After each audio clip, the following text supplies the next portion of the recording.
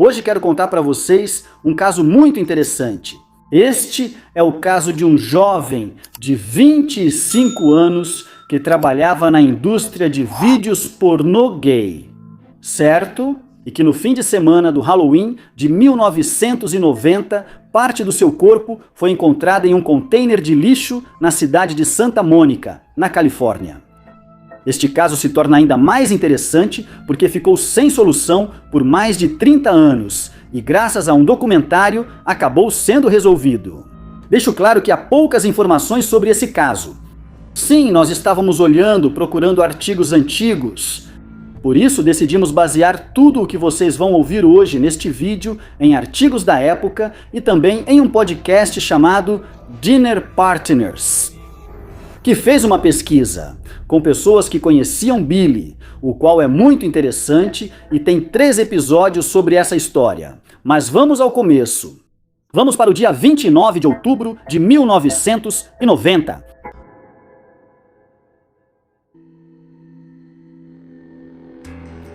Nessa data, era uma segunda-feira. Um homem que estava procurando latas, provavelmente um morador de rua, não fica muito claro nas notícias quem era essa pessoa, mas era alguém que estava procurando latas para reciclagem. Em um container de lixo, ele começou a revirar. Esse container de lixo estava localizado em um beco próximo a Santa Mônica Boulevard, na cidade de Santa Mônica, na Califórnia. Esse homem viu que parecia ser uma cabeça dentro de uma sacola. Sim, então ele chamou a polícia. Imagine encontrar uma cabeça dentro de uma sacola em um container de lixo. Obviamente, a primeira coisa que você vai fazer é chamar a polícia, já que pode se tratar de um possível homicídio. Vários agentes e também o detetive, que estava encarregado da divisão de homicídios da polícia de Hollywood, compareceram ao local. Um dos agentes, que naquele momento estava de folga, foi chamado porque tinham esse caso, mas era seu dia de folga. Então ele foi vestido com roupas civis. Ele viu que o container de lixo estava do lado de fora de uma oficina de conserto de veículos.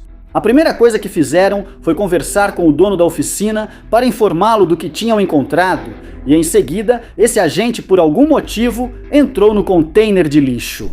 Depois falamos disso, tudo bem, vamos ficar com isso. Ele entrou no container de lixo. Esse policial afirmou que viu o saco quase sem sangue e que a cabeça estava com os olhos abertos, de um azul muito forte. Que ele nunca tinha visto essa intensidade na cor dos olhos de outra pessoa. Ele também mencionou que o cabelo era loiro, quase branco, e que a cabeça estava limpa, ou seja, não parecia uma cabeça cortada, parecia um manequim. Ao ver isso, ele saiu rapidamente do container porque não queria contaminar a cena. Mesmo assim, eu acho que ele já contaminou a cena ao entrar no lixo, e quando os peritos e especialistas foram recolher as evidências, eles analisaram todo o container e encontraram outra sacola que continha os pés do homem e as outras partes do corpo nunca foram encontradas, ou seja, apenas os pés e a cabeça.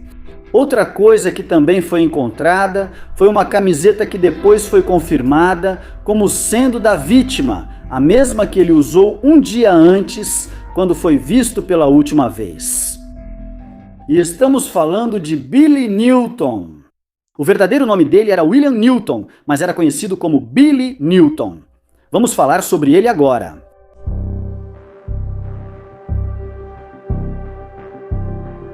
Como eu disse, inicialmente não se sabia de quem se tratava, até que no começo de novembro de 1990 foi relatado o desaparecimento de Billy Newton. Ele tinha 25 anos de idade e foi isso que levou os investigadores a confirmarem que o corpo encontrado era desse jovem. Billy, cujo nome verdadeiro era William Newton, tinha uma vida bastante peculiar. Ele havia feito filmes pornô e, apesar do contexto dos anos 90, ele tinha uma família que o amava e apoiava. Estou falando do contexto daquela época porque aqueles foram um dos anos mais difíceis para a comunidade gay. Ainda havia muita rejeição nos Estados Unidos. Também os crimes contra pessoas gays costumavam não ser levados muito a sério, e a sociedade não os via como vítimas, mas sim como pessoas que mereciam o que lhes acontecia. Esse era o pensamento em geral. Em 1990, também foi a época em que centenas de milhares de pessoas morreram por causa da epidemia do HIV/AIDS. Billy estava nesse ambiente, mas com o privilégio de ter uma família que o amava independentemente de sua sexualidade, mesmo quando ele fazia vídeos pornô. Billy nasceu em Wisconsin e no começo dos anos 80 se mudou para a Califórnia com sua família. E desde 1984 aproximadamente, sua casa ficava em Los Angeles até o dia de sua morte. A investigação começou nesse dia.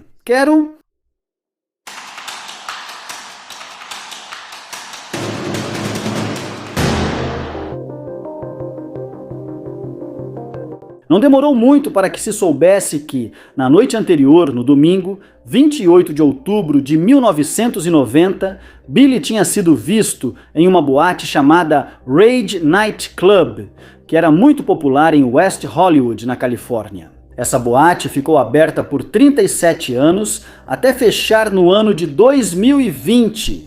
Mas esse lugar, segundo comentam neste podcast e também muitas pessoas que viveram naquela época, era considerado um ícone da noite gay da Califórnia e de West Hollywood. Algo que também é importante esclarecer para quem nunca foi à Califórnia e para quem não é gay, é que West Hollywood é uma cidade com forte presença gay. Até hoje, em Los Angeles, sim, isso é super importante esclarecer. Embora tenha havido testemunhas que viram Billy naquela noite de domingo, ou melhor dizendo, naquela tarde de domingo, não havia tanta informação. Não sabiam se ele terminou a noite com alguém ou se voltou para seu apartamento sozinho. Billy tinha um namorado chamado Mark, que usava o nome artístico de David Ray, e foi ele quem o ajudou a entrar na indústria de vídeos pornô e com quem também produziu pelo menos 8 filmes juntos, algo que é importante mencionar, porque eu disse que Mark era o nome real do namorado, mas ele usava o nome artístico de David Ray.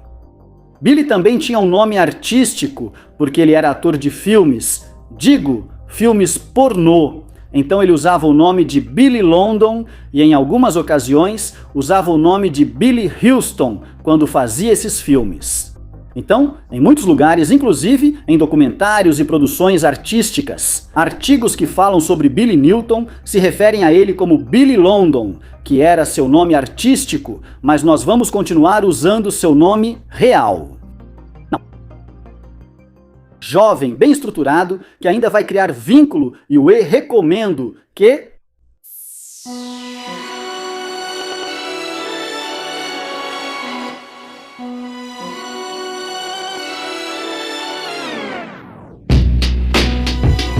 Ele era um diretor de filmes pornô e tinha conhecido Billy na vida noturna gay de West Hollywood. Eles começaram um relacionamento e começaram a trabalhar juntos. Depois, abririam uma empresa chamada London Ray Productions. Billy Newton trabalhava nos bastidores. Também era ator quando usava o nome de Billy London e chegou a ser diretor de alguns filmes. De acordo com a investigação, em um dos filmes que eles haviam gravado apenas 4 dias antes do corpo ser encontrado, Billy afirmou ter se interessado por um dos atores contratados para esse filme. Primeiro investigaram esse ator, sobre quem diziam que Billy estava muito afim dele, não sei se apaixonado, mas estava bem interessado, não sabemos o nome dele, e também temos que dizer que ele foi descartado. Não havia nada que indicasse que ele fosse o culpado. E ao que parece, ele tinha um álibi que se encaixava perfeitamente. Agora tinha David Ray, que era o parceiro oficial. E talvez, embora eles obviamente tivessem um relacionamento aberto, ao que parece, tinham limites quanto a se apaixonar por outras pessoas. Aí poderia ter sido o namorado, se a gente analisar esse lado do caso. E daqui a pouco, vamos falar sobre a linha do tempo confirmada, onde abordamos os dias que se passaram antes da descoberta do corpo. Mas vamos falar sobre a autópsia, porque isso acaba sendo muito interessante. Como sabemos, só foi encontrada a cabeça e também foram encontrados os pés e a camiseta que mencionamos. Da mesma forma, a autópsia conseguiu determinar 3 coisas. Primeiro, que havia sinais de estrangulamento. Isso foi definido porque foram encontradas marcas no pescoço. Segundo, havia um golpe com um objeto contundente na parte de trás da cabeça. E terceiro, o rosto estava limpo, não havia nenhum hematoma no rosto. Segundo as autoridades, com isso era possível formular várias hipóteses. Por exemplo, que a pessoa não sofreu um ataque. Porque em casos parecidos, onde houve um ataque terrível, aparecem muitas marcas no rosto. Mas Billy estava limpo. Não havia um único hematoma. Isso poderia significar que Billy pode ter perdido a consciência com o golpe na cabeça. E depois, o assassino o estrangulou levemente, para se certificar de que tinha acabado com ele. E dizemos levemente. Por quê? Porque normalmente em estrangulamentos, em casos de estrangulamentos, normalmente aparecem hematomas ou sangramento nos olhos, mas Billy não tinha nada disso. Agora, o que chama a atenção nesse caso é que o torso nunca foi encontrado. Isso também deixava uma possibilidade. Talvez o maior dano estivesse no corpo. Talvez fosse possível encontrar DNA em alguma parte do corpo. Mas que o assassino tivesse deixado a cabeça no lixo significava que possivelmente queria que a vítima fosse identificada. Mas precisava esconder o resto, porque provavelmente ali estava a resposta para o crime. Tudo isso até levou a teorizar que talvez Billy tenha consumido algo que lhe foi dado. Essa pessoa se sentiu mal, perdeu a consciência e o assassino sem saber como reagir. E ao se deparar com a possibilidade de enfrentar uma acusação que o levaria à prisão, decidiu eliminar Billy e se livrar do corpo. Isso, obviamente, tornava o caso ainda mais complicado, porque se foi alguém aleatório que Billy conheceu na noite anterior. E também temos que dizer que estamos falando de uma época complicada em relação a evidências. Quase não havia câmeras de segurança, não havia GPS, não havia telefones celulares. Também não havia muita tecnologia como temos agora, porque um caso parecido atualmente seria resolvido em poucos dias. Mas nessa história, estamos falando de mais de 30 anos sem culpados. E foi aí que o caso parou, certo? As autoridades e a família de Billy tentaram manter a história viva. Mas no final, não havia nada de novo. Encontramos o obituário de Billy de 14 de novembro de 1990. Onde falam brevemente da vítima. Lá dizem que ele se chama William Newton, nascido em 26 de julho de 1965 e que havia falecido na data de 28 de outubro de 1990 em West Hollywood. Ou seja, não que nasceu, ele nasceu em Wisconsin. Faleceu em West Hollywood. Não mencionam a causa da morte, nem como aconteceu o fato. Isso é normal. Normalmente, nos obituários, não se diz como a pessoa morreu. Sim, mencionam os pais. E também a sua irmã chamada Michelle Harriman, aliás. O pai de Billy chegou a declarar que seu filho estava prestes a se mudar para Las Vegas, para morar com sua irmã e também com a mãe, para se afastar um pouco da vida de Los Angeles. E no final deste obituário, diz o seguinte: o funeral está previsto para uma data futura, que talvez tivesse a ver com a investigação, para o dia 14 de novembro, que foi quando esse obituário foi publicado, que foi 2 semanas depois do crime. Ainda não tinham liberado as partes do corpo encontradas. Se passaram meses. Exatamente 8 meses desde o assassinato, quando uma pessoa ligou para as autoridades para comentar o que tinha visto. Este é considerado a primeira testemunha confiável no caso de Billy Newton. De acordo com seu depoimento. Ele só ligou 8 meses após o crime de Billy, porque tinha visto algo nas notícias. Assim ele começou a juntar as peças. Na época, ele mencionou que tinha ficado sabendo da morte de Billy. Mas algo mais aconteceu 8 meses depois. Isso fez com que ele ligasse para as autoridades novamente. O nome da testemunha era Ron Wheeler, e a história dele era bragging chic. Ele morava a poucos passos da boate Rage Night Club, onde Billy foi visto pela última vez. E é justamente sobre essa situação que vamos falar agora. E esse homem chamado Ron Wheeler tinha um colega de quarto chamado Mark Sage, que também era ator de filmes adultos. Mark havia dito a Ron que queria ir naquela tarde de domingo, 28 de outubro de 1990, para aquela boate chamada Raj, para um happy hour, e que alguns amigos dele iam estar lá. Ron e Mark foram a esse bar, e lá, segundo Ron, a testemunha conheceu Billy pela primeira vez. Ele sabia da existência dele, porque Billy era conhecido pelos filmes que tinha feito. Mas era a primeira vez que ele tinha conversado com ele. Ron contou que, em um momento, ele foi até o bar para pedir uma bebida e viu que um homem muito bonito estava naquele lugar, no balcão da boate Rage. Ron disse que achou ele muito atraente. Ron pediu sua bebida e ficou conversando com esse homem. Esse homem disse a Ron que estava visitando a cidade, que não era de West Hollywood e não era de Los Angeles, que era de outro lugar. E perguntou a ele se todas as noites aquele lugar ficava tão vazio, porque para aquele horário, para o happy hour. Muitas vezes acontece à tarde, preciso dizer. Ainda não havia muita gente naquela boate. Ron disse que, um pouco mais tarde, o lugar estaria cheio, como todos os domingos, e que ele e seu amigo iriam voltar para essa hora, esperando que pudessem encontrá-lo de novo, um pouco mais tarde. Ron voltou com seu grupo de amigos. Disse a vários deles que tinha conversado com o homem do bar. Apontou para ele. Também disse que achava ele muito atraente, ao que vários de seus amigos confirmaram que o homem era bonito.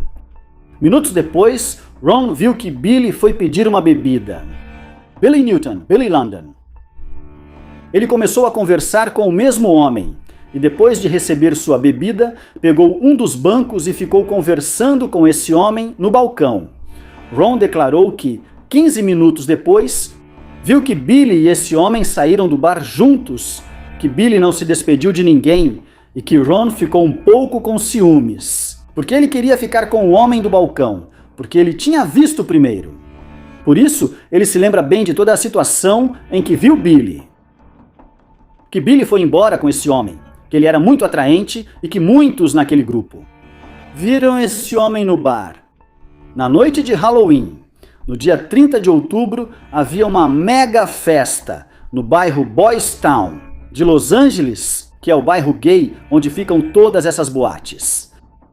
Ron mencionou que estava se preparando para sair essa noite, que foi quando seu colega de quarto, Mark, disse que Billy tinha sido encontrado sem vida e que encontraram apenas a cabeça e os pés no lixo. Aí, ele analisou que talvez o homem que tinha visto algumas noites atrás com Billy poderia ter sido quem fez mal a ele. Além disso, ele tinha voltado ao mesmo bar, conversou com o bartender e ambos decidiram entrar em contato com a polícia para informar isso. Mas eles não tinham mais nada, não tinham um nome, nem de onde exatamente era o homem. Só sabiam que era um visitante e a descrição de como ele era. Eles mencionaram que era um homem de cabelo loiro, com óculos, bastante atraente e com um bom físico. Oficialmente, ficou registrado pela polícia que Billy foi visto pela última vez neste bar. Então, possivelmente, esse homem poderia estar envolvido, ou pelo menos precisava ser interrogado, para saber se ele viu mais algo. Porque podia ser que talvez ele esteve com Billy. Depois, Billy saiu do hotel onde esse homem estava hospedado, presumindo que ele estava hospedado em um hotel porque estava de visita. Algo poderia ter acontecido com ele envolvendo outra pessoa. Agora vamos para o interessante desse relato.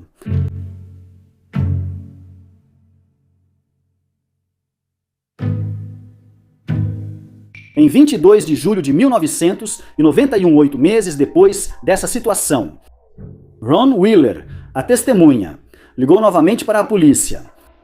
E vocês sabem por que ele ligou? 8 meses depois, porque nessa data, a captura de Jeffrey Dahmer estava em todos os meios de comunicação. Ele garantiu, Ron Wheeler, ele garantiu que o homem que tinha visto na noite de 28 de outubro de 1990, saindo do bar Rage com Billy, era Jeffrey Dahmer. Ele tinha 100% de certeza disso e disse que, se realmente não fosse Jeffrey Dahmer, era o seu sósia.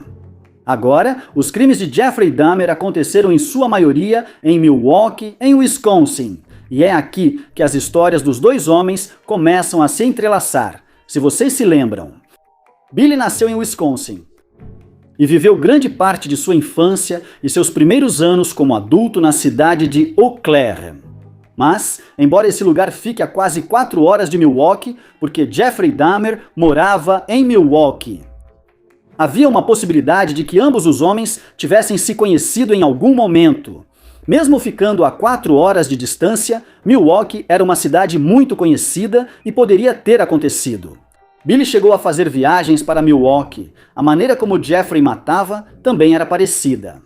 Ele desmembrava os corpos, e isso também se parecia muito com o assassinato de Steven Tuomi, que foi o homem que Jeffrey conheceu em um bar chamado Club 219, e que depois, em um quarto do Hotel Ambassador, ele matou. A descrição física também era parecida. E Ron tinha certeza. Ron Wheeler, a testemunha, tinha certeza de que Jeffrey Dahmer foi o homem visto pela última vez com Billy. Ele tinha certeza porque conversou com ele, porque ficou interessado em estar com ele, e porque ficou com ciúmes quando viu que Billy saiu do bar com esse homem. Sabia-se que Jeffrey costumava fazer viagens. Ele chegou até a ir para Miami. Na verdade, nós fizemos um caso que eu não lembro qual era, mas falamos sobre Jeffrey Dahmer em Miami. Também está registrado que ele viajou para Chicago e para Ohio. E que nessas viagens ele ia a bares gays. Mas temos que dizer que não há registros oficiais de uma viagem de Jeffrey Dahmer para Ti, Califórnia, em outubro de 1990.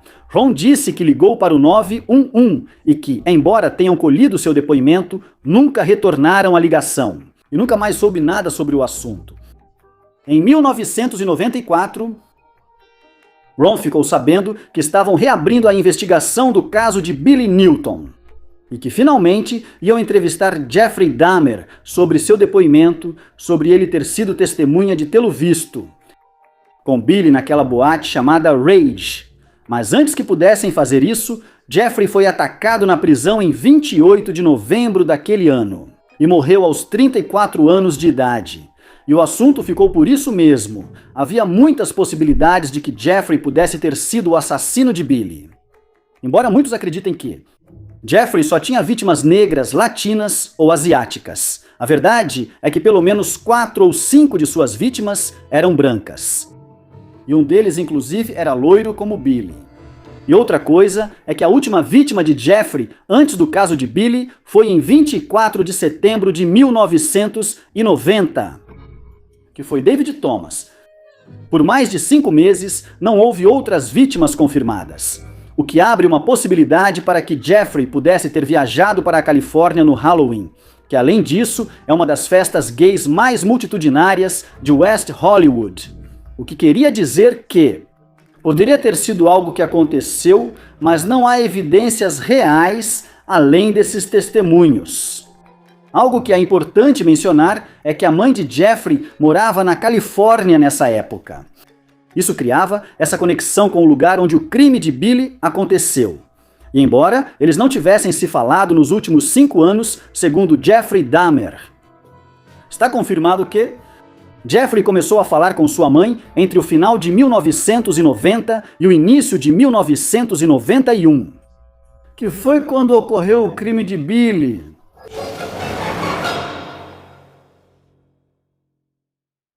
Quero falar de outra possibilidade que também foi considerada. Isso tem muito a ver com o contexto da época também. Nos Estados Unidos, desde 1920, foi criada uma figura jurídica que ajudava muita gente a se safar depois de um assassinato. Em inglês, essa figura jurídica era chamada de Homosexual Panic, ou Pânico Homossexual. Apesar de oficialmente ser usada desde 1920, em 1990, muitos casos de assassinatos de gays tentavam se justificar com essa figura jurídica. Por exemplo, um homem hétero sentiu pânico porque um homem gay o chamou de bonito e o matou se justificando com a defesa do pânico gay. Havia também outros casos, que poderia ter sido o de Billy, de homens heterossexuais que tinham relações com outros homens e do nada enlouqueciam e matavam o homem gay com quem mantinham relações. Muitas vezes para evitar rumores, mas sempre se justificando com a defesa do pânico gay. E se levarmos em conta que nos anos 90 se falava muito sobre o HIV, então a quantidade de casos de assassinatos usando esse tipo de defesa era muito maior em 1990. E nos anos seguintes, dos mais conhecidos foram o de James Zapalorti em 1995, também o do Jenny Jones Show, que é um caso muito conhecido porque teve a ver com uma transmissão de um programa de televisão onde um homem declarou seu amor a um amigo hétero. E depois desse programa, por ter se sentido humilhado, esse hétero acabou assassinando um amigo gay. E em 1998 tem o caso de Matthew Shepard, que também é muito interessante. Eu acho que esses casos, se quiserem, podemos fazer no futuro neste canal. Comentem abaixo. Beleza, vamos para a linha do tempo confirmada do caso de Billy Newton.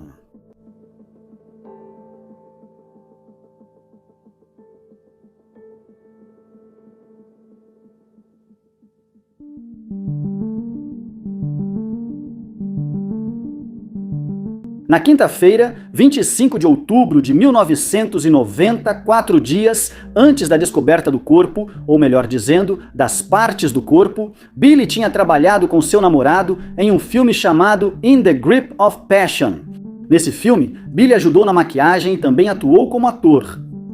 Foi nesse filme que ele trabalhou com o outro ator, que Billy mencionou ter se sentido muito atraído. Como dissemos, esse ator foi descartado, e temos que dizer que, atualmente, ele já não está mais vivo, mas não temos detalhes sobre isso. Simplesmente se sabe que esse ator já faleceu, no dia seguinte, na sexta-feira, 26 de outubro de 1990. Billy atuou em outras cenas, para o filme Fantasy Images, que foi um filme feito por uma companhia de produção. Diferente, não a do namorado. Ele tinha sido contratado para outra cena no mesmo filme que seria filmada na semana seguinte. Mas, obviamente, Billy seria assassinado nos dias seguintes, segundo pessoas que trabalhavam, ou melhor dizendo, que trabalharam nesse filme. Foi uma tarde inteira de gravação que terminou à meia-noite. E Billy, à 00:35, já estava em seu apartamento. Um dos funcionários desse filme o levou até seu apartamento.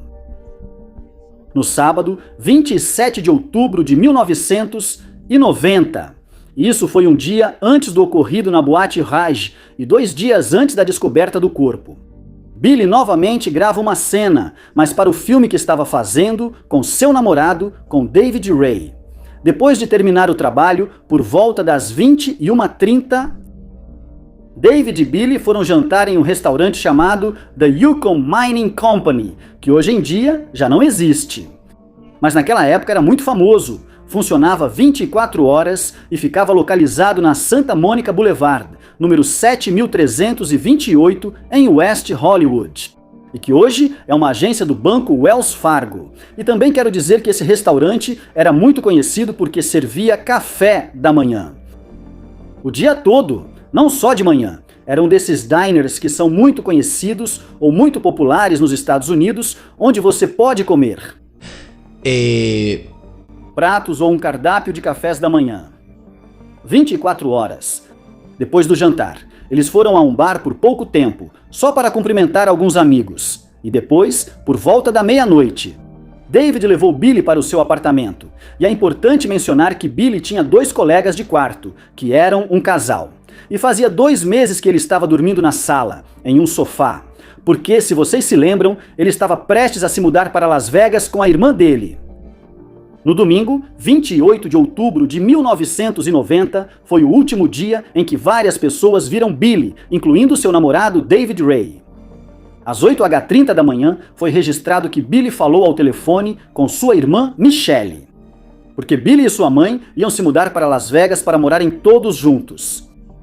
Esse plano de mudança estava marcado para os próximos dias, e caso não tenha ficado óbvio, os pais de Billy estavam separados. Sim, eles não moravam na mesma cidade. Acho que o pai ainda morava em Wisconsin, e a mãe estava se mudando para Las Vegas com a irmã e com Billy. A irmã declarou que nessa conversa que teve com Billy, que ficou registrada na ligação. Eles estavam debatendo se era melhor pegar um ônibus ou um avião para ir para Las Vegas. Depois de ter desligado a ligação, Billy fez 2 ligações para uma empresa de ônibus, o que queria dizer que... Finalmente, ele decidiu comprar passagens com essa companhia. Depois disso, o segundo colega de quarto chegou ao apartamento.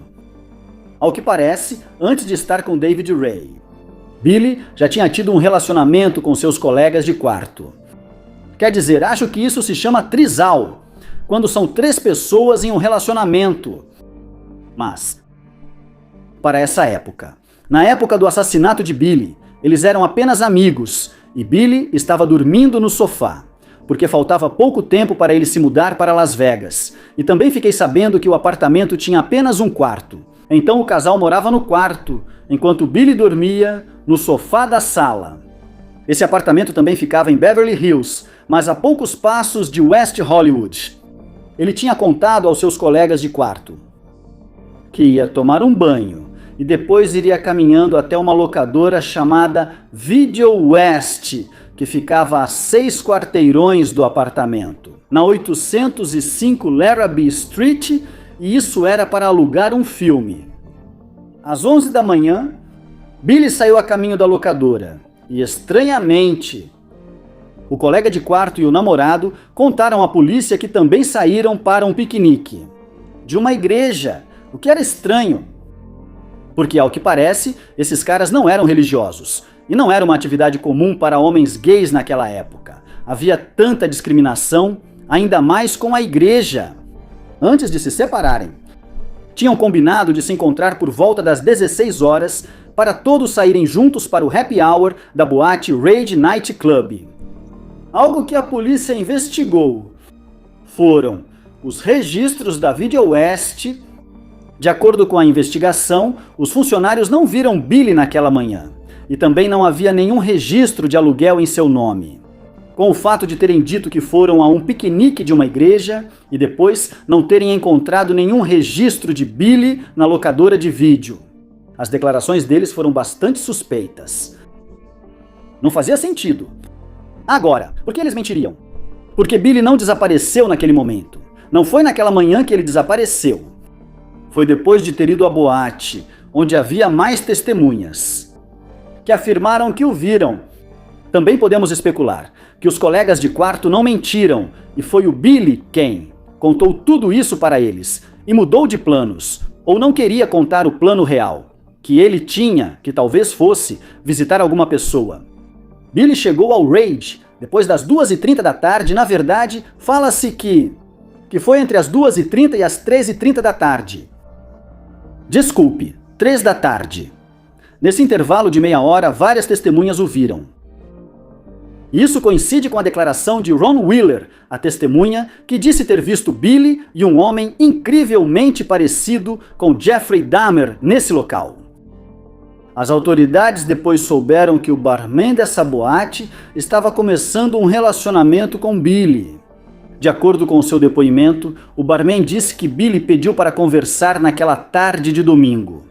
Billy também disse que não estava de bom humor, ao que o barman... Ele respondeu que estava ocupado pendurando decorações para o evento de Halloween, que ia acontecer alguns dias depois. Não sei se ficou claro. Sim, Billy chega ao bar por volta das 2h30 da tarde.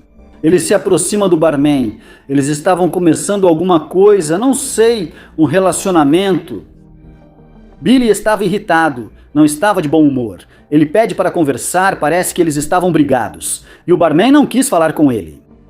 Essa era a situação. Foi o que a polícia comentou sobre a investigação. O barman disse que Billy sentou-se no balcão, completamente sozinho, tomou alguns drinks e por volta das 17 horas saiu do local. Ele não citou o homem parecido com Jeffrey Dahmer, o que é estranho. Mas também temos que dizer que não sabemos se esse barman é o mesmo que foi mencionado pela testemunha chamada Ron Wheeler.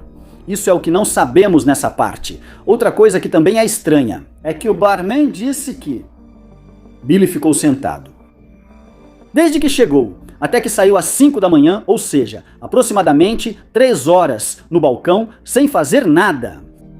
E isso é estranho, porque em 1990 não existiam celulares. O que Billy estava fazendo sozinho, bebendo, sem conversar com absolutamente ninguém. No local por 3 horas é um depoimento estranho também. Na minha opinião, e isso é o complicado desse caso, Billy era um homem livre, tinha vários relacionamentos. Julguem ou não, esse era o estilo de vida dele. Ele era um ator pornô, tinha relações íntimas com muita gente e também relações pessoais com várias pessoas. Era um cara bonito. E todos nessa história parecem suspeitos. O namorado que poderia ter estado com ciúmes. Billy quase terminou com ele, pois estava de mudança para Las Vegas. Os colegas de quarto que deram depoimentos que não faziam sentido. O suposto avistamento de Jeffrey Dahmer. O outro ator com quem, ao que parece, ele também teve alguma coisa. E agora o barman, que segundo o seu depoimento, não estavam em bons termos. No estaban en... Não sei como dizer. Não tinham uma boa relação, digamos assim. Não estavam tão bem, por assim dizer. Também houve outro. Bartender, que declarou que jamais viu Billy naquela tarde, mas viu seu colega pendurando as decorações para o Halloween. Então, todas as testemunhas neste caso não fazem sentido. Uma viu Jeffrey Dahmer, outra não viu ninguém no bar. Um bartender disse que Billy estava sozinho, mas o outro bartender disse que nunca viu Billy no bar. É como um desastre. Sim, e isso pode ser também por causa da investigação nos anos 90, que não davam muita importância para os crimes de vítimas gays, que poderia ser isso. Um amigo de Billy afirmou que Billy tinha ligado para ele de casa naquela tarde e que eles conversaram sobre a viagem para Las Vegas e que Billy estava animado e também fizeram planos para se encontrarem no dia seguinte. E essa foi a última comunicação de Billy. Os colegas de quarto não o viram mais naquela noite. Ninguém mais falou com ele. Essa foi basicamente a última comunicação de Billy com alguém. No dia seguinte, seu corpo seria encontrado em uma lixeira, em um beco atrás do número 7000 da Santa Mônica Boulevard. Lá também havia uma oficina mecânica, que já não existe mais, e um estúdio de gravação chamado Studio 56, que hoje ainda é um estúdio, mas com outro nome. Se chama 1041 Production Studios. Se vocês olharem no Google Maps, podem ver 2 latões de lixo gigantes, que foi onde encontraram o corpo. Não estamos dizendo que eram os mesmos latões de lixo, porque se passaram mais de 30 anos, mas seria o mesmo local.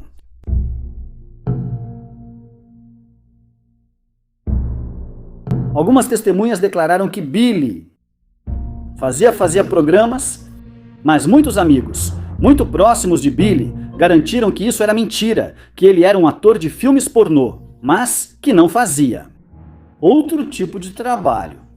Isso também levou a que a investigação fosse desviada, pensando que poderia ter sido um cliente. Algo que também quero dizer é que no final de 1990, calculava-se que em Los Angeles havia 1000 assassinatos por mês, ou seja, era uma cidade muito perigosa.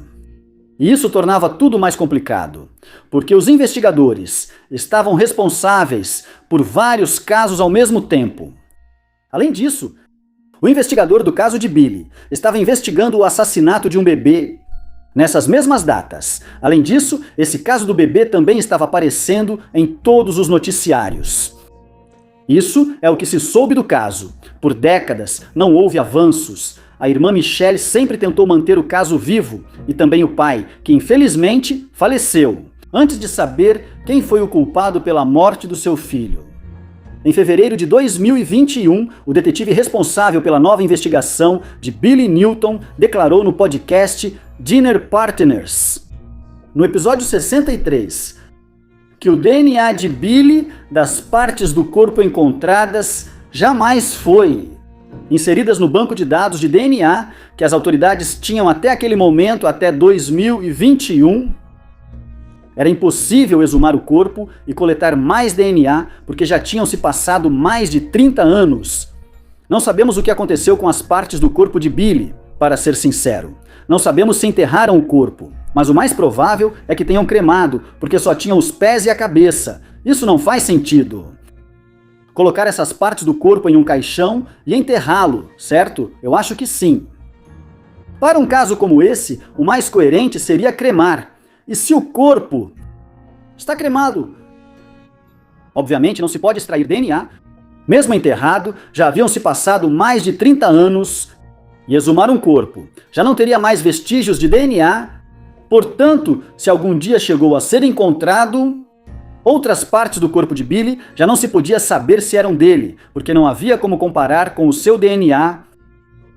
Poderia ser comparado ao DNA da família dele, pois a irmã, ela ainda está viva, mas pelo menos de forma automática ao inserir no banco de dados da polícia.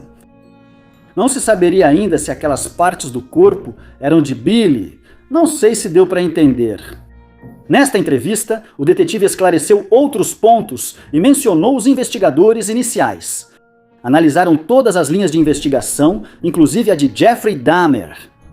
O que ele disse sobre o assassino em série Jeffrey Dahmer foi que era uma testemunha, que esse garoto, Ron Wheeler, era uma testemunha confiável. Mas, infelizmente, apesar de o DNA de Jeffrey Dahmer estava no banco de dados da polícia, eles não tinham nenhum DNA da cena do crime do Billy para comparar com o DNA de Jeffrey Dahmer.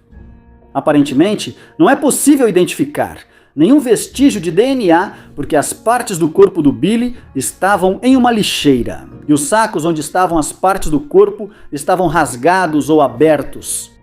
Algo que esse detetive disse, que acho interessante comentar, é que o banco de dados de DNA que as autoridades usam tem um nível de proteção e burocracia tão intenso que nenhum detetive pode acessar e buscar nomes. Assim, do nada, não dá. Primeiro, eles têm que passar por um processo de assinatura de documentos, até mesmo juízes precisam autorizar para poder acessar. Assim como normalmente se faz com as buscas e apreensões. E a única maneira de poder usar o sistema sem tanta burocracia é tendo o DNA da cena do crime que se pode inserir no sistema. E dessa forma, ele mostra a correspondência encontrada. Mas, como mencionamos no caso de Billy, eles não tinham DNA nem da vítima, nem na cena do crime. Então era impossível afirmar se Jeffrey Dahmer foi ou não o culpado pelo assassinato.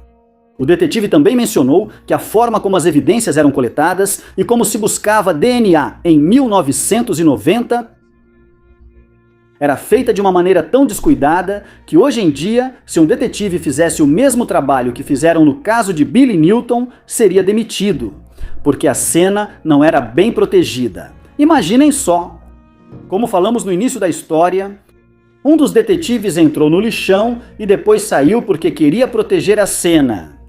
A partir daí, já vemos como eles atuavam nos casos naquela época. Muitos, inclusive. E isso foi dito pelo detetive nessa entrevista. Muitos, inclusive, não usavam luvas e contaminavam toda a cena, que é uma das razões do porquê muitos casos dos anos 90 e também de antes dessa época não podem ser resolvidos, pois as investigações não eram organizadas. De forma limpa como se faz atualmente,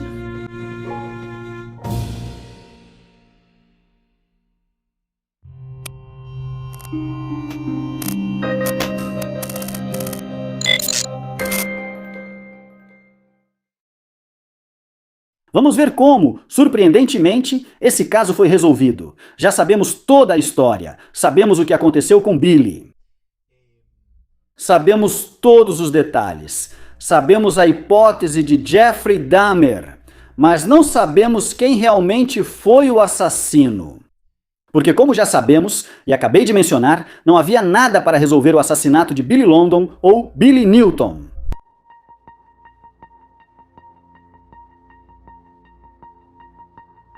Rachel Mason é uma documentarista que fez trabalhos documentais sobre a comunidade LGBT e em um momento começou a ouvir muito sobre o caso de Billy Newton.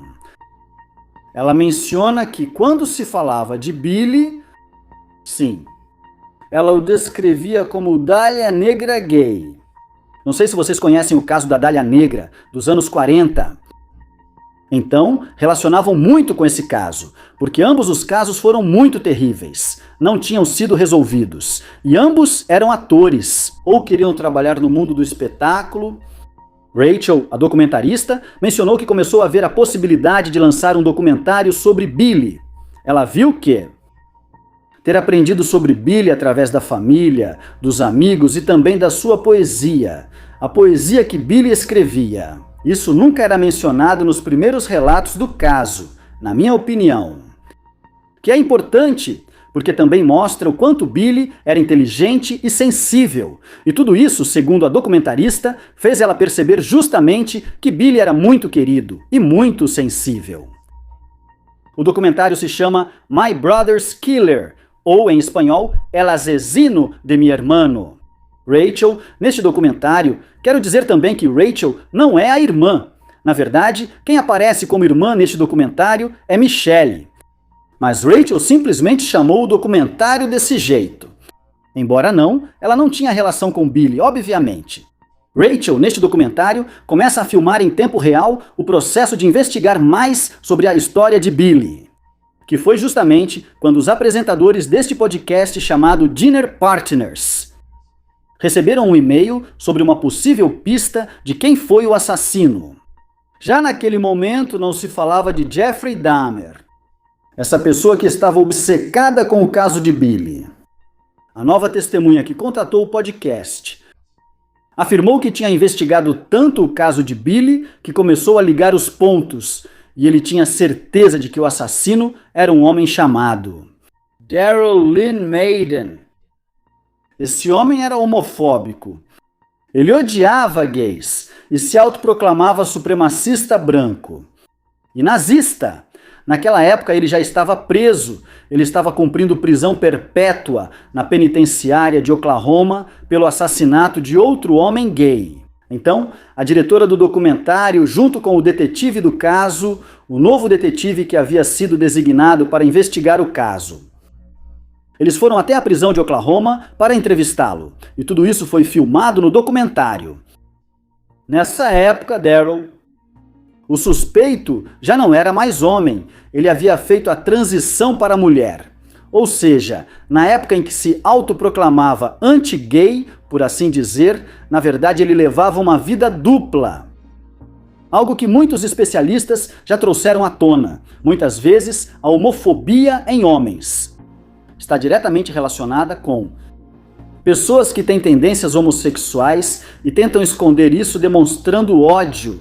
Existem estudos que foram feitos, como o da Universidade da Geórgia em 1996, a de Rochester em 2012, a de Essex e a de Queensland em 2016, que comprovam isso. Então, se vocês conhecem um homem muito homofóbico, saibam que talvez ele esteja escondendo suas tendências homossexuais.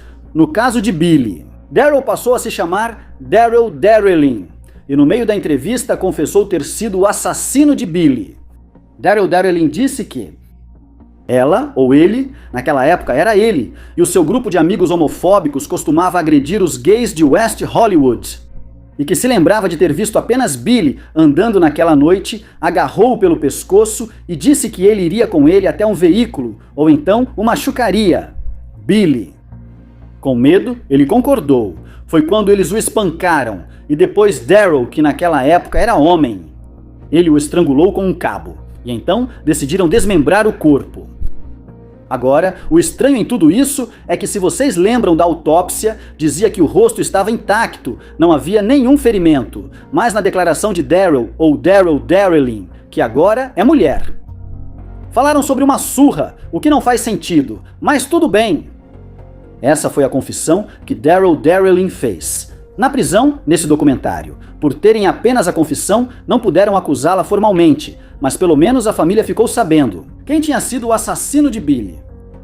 Eu ainda quero esclarecer, eu ainda não vi o documentário. Na verdade, eu quero muito assistir a esse documentário. Por quê? Me parece um caso muito interessante e acho que vai ter muito mais informações, porque eu fiquei com muitas perguntas. Por exemplo, o que fizeram com as outras partes do corpo? Foram encontradas? Não? O que disse Daryl Darrelin? Porque isso não achei em nenhum artigo. E também não consegui ver o documentário, porque acho que o documentário está passando agora por festivais, então ainda não foi lançado, nem para alugar, nem para comprar. E também a outra pergunta que eu tenho é: quem foram as outras pessoas que participaram do assassinato? porque segundo Daryl Darrelin, houve um grupo de homofóbicos que espancavam homens gays. Agressões a homens gays, em West Hollywood.